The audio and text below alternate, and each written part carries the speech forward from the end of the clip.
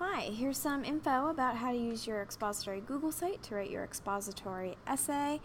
This is the fourth time I'm trying to make this video today, so I'll try not to go too quickly, but I do want you to have some clarity about the process. So you made your Google site, so you should have that ready to go. Then for your essay, I have two templates you may use. You can open up the Word version, which is the same deal that you used for your personal pledge. I also made, for this assignment, a Google Doc version. So you click that, you make a copy. Looks like a Google Doc, but it's in MLA format. So either way, you would type your actual name where it says your name. So if my name is Judy Bloom, write Judy Bloom. Under your last name, type your actual last name. Keep the page number there, don't delete that. And then the due date in alphabetical order is day, month, year. So day, month, year. And then the title I'll edit later. Okay, then you're going to start your essay. You fixed your formatting. Chronologically, a hook is first, but you need to always start by writing your thesis, since your thesis is your one-sentence main idea. Helps you decide the point of your essay, what you're claiming, and then if you are not clear with your thesis, then your essay is not going to be clear, therefore your reader won't be clear about what you're talking about, so you start there. So your topic is your profession, oncologists. And then your claim is what you're trying to say about your profession. You're not arguing that your profession is any better or worse than anyone else's. You're just trying to claim something about it. So for example, I could say oncologists have one of the most rewarding yet challenging jobs. That is a fair claim that you could make, and you could prove it with your evidence from the Google sites. But it's kind of fact-based, you're not like arguing per se. Then you add to that your 3 points. So this will correspond with your 3 body paragraphs. It should go in a specific order, either chronological or least important to most important, or strong to stronger to strongest point. So one example is oncologists have one of the most rewarding yet challenging jobs due to their extensive education. That would be the first body paragraph. Crucial daily responsibilities, the second. And then continuous new developments in their field, that would be the third. If it helps you to look over the directions for this essay, things you need to include: description, responsibilities, types, education, training, salary, benefits, advancements, and issues. All of that information needs to be in your essay. So you can organize the information as you wish. Alright, but I have my thesis.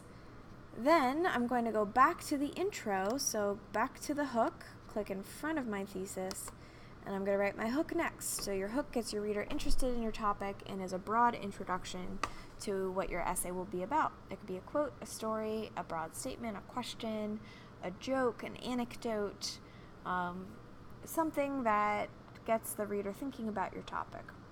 So a lot of people like to use quotes, which is fine, but if you use a quote, you have to cite it correctly.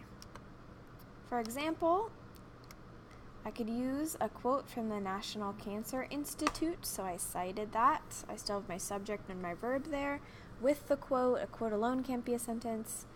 I have my quote, and then the period goes inside the quotation mark. Also, you can use parenthetical citation instead by citing the NCI afterward. You would still need subject and verb here, though, with the quotation. So your hook starts out your whole essay. Then between your hook and your thesis, you have tie-in, which is the majority of your introduction. That's where you spend the time to introduce your topic, moving from the broad to the specific, ending in your thesis. So that could look like this. And I'm going to double space this now. Remember, your essay needs to be double spaced. 2.0, and I indent my paragraph. So I have my quote, and then you still have your subject and your verb with your quote. You cite it correctly in text, and then you still need to discuss why you chose it. You can't just have random quotes that don't relate to the topics of your writing.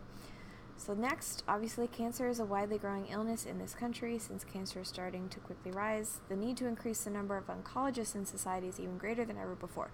So it's getting more specific towards oncology, explains, introduces oncology, building towards here the thesis. I added a transition, so overall, oncologists have, and then the thesis. Okay, then you press Enter, Tab, and write your first topic sentence. Your topic sentence should transition. You don't need a ton of transition between your intro and your first body paragraph since it's still fresh in the reader's minds. But my first topic here is about education. So I need a topic sentence here. The steps to becoming an oncologist are very rigorous. Introduces the topic. Next is when you go into your Google site. So you already did all of your research. Where is my Google site? Not here. Maybe here, yes.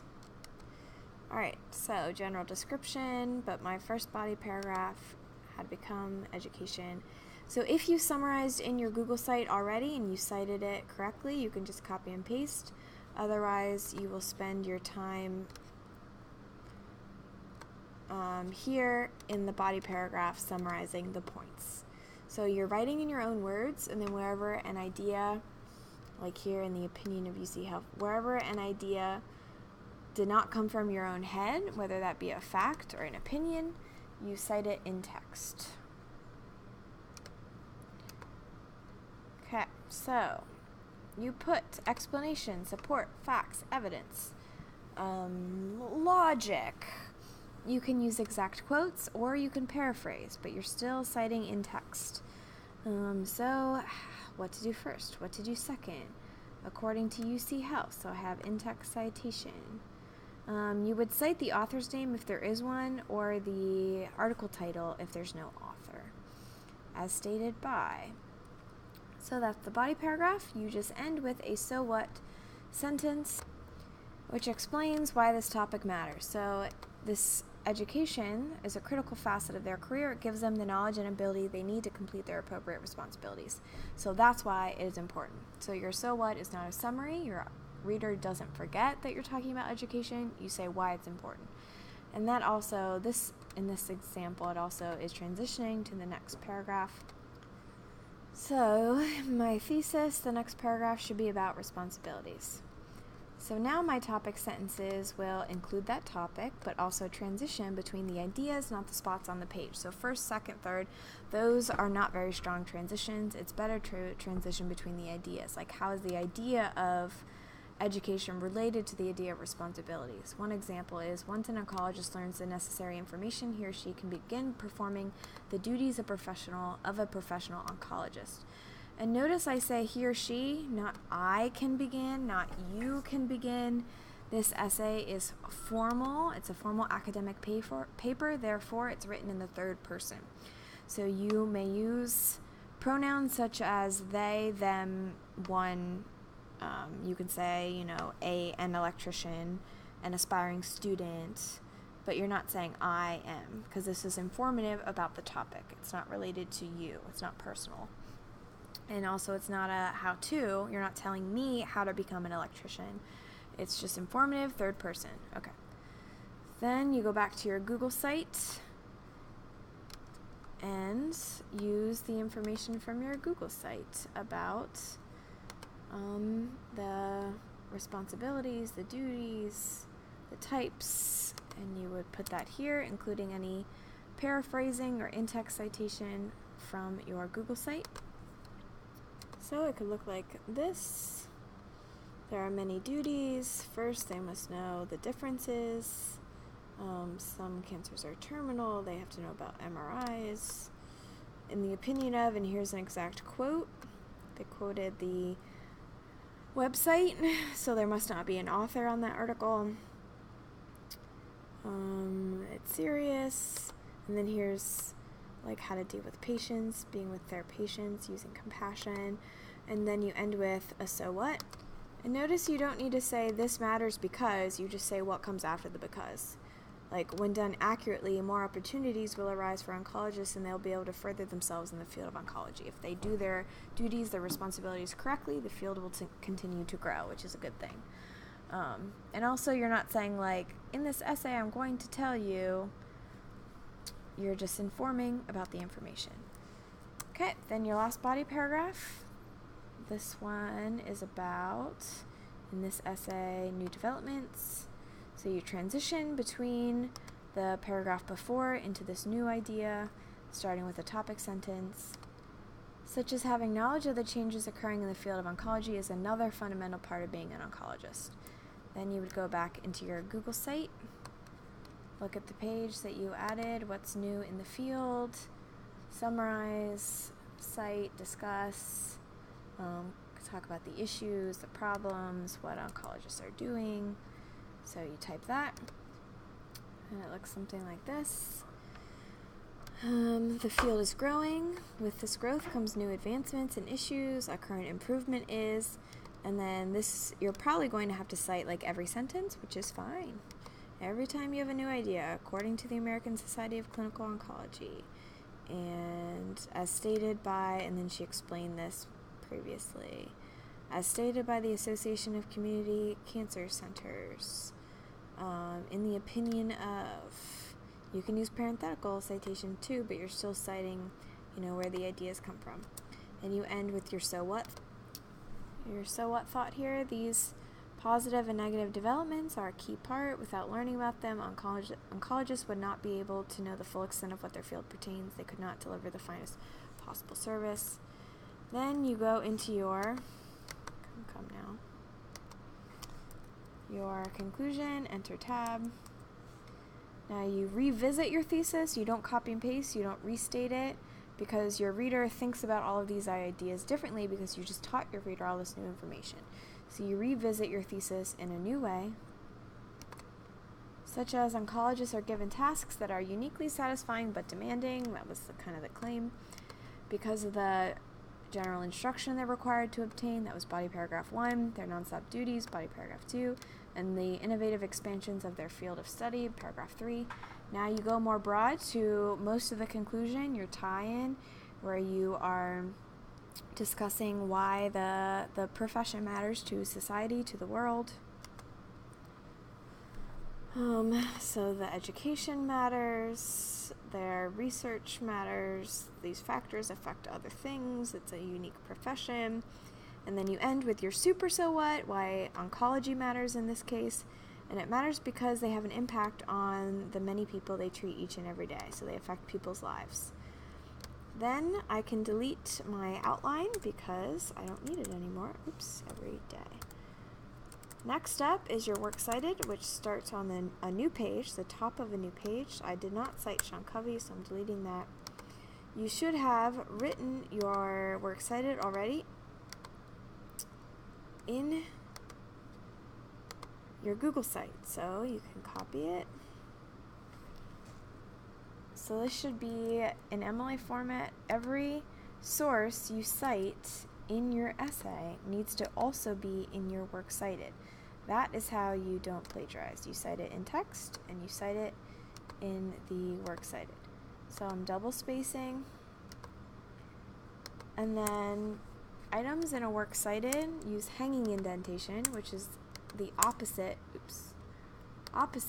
of a body paragraph. So in a body paragraph, you indent the first line of the paragraph and nothing else. In a works cited, you indent everything after the first line of each citation. So, like a normal paragraph, you indent the first line and every other line is all the way to the left. So you leave the first line all the way to the left and everything else you indent. So how you do that, you put your cursor on the bottom line, press backspace, enter tab. And then here, backspace, enter tab, backspace, enter tab, backspace, enter tab, and then just tab. So like this citation has 3 lines. The first one is all the way to the left, the second one's indented, the third one's indented. And this brings attention to the first item in the citation, and that should be what you have cited in text. The organization name, The author name, if there's an author, that's always what you say first. If not, the article title is second. If none, then the organization or website. Never the URL in text. Never the URL. Then you would go through and revise. Oh, my title, I forgot. You would write a unique title, such as Understanding the Career of an Oncologist. That's a good title for this. Notice I'm all double-spaced. I'm just Times New Roman size 12. I capitalize the words in my title. My title is centered.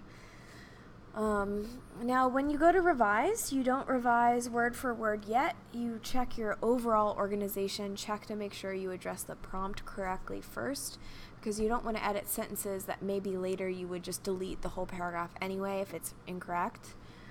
So you go through, check to make sure you have all the information you need in your thesis. Make sure your body paragraphs are in that order. You have topic sentences. You're citing in text. You have so what sentences. Your conclusion revisits your thesis. It has a super so what. Your works cited is correct. You cited all of these things in text. Then you would go through sentence by sentence for fragments, run-ons, comma splices, passive voice, active voice, parallelism, your use of pronouns, your word choice, all of those things. So if you need help with this, let me know. Otherwise, that is how you go about writing your expository essay.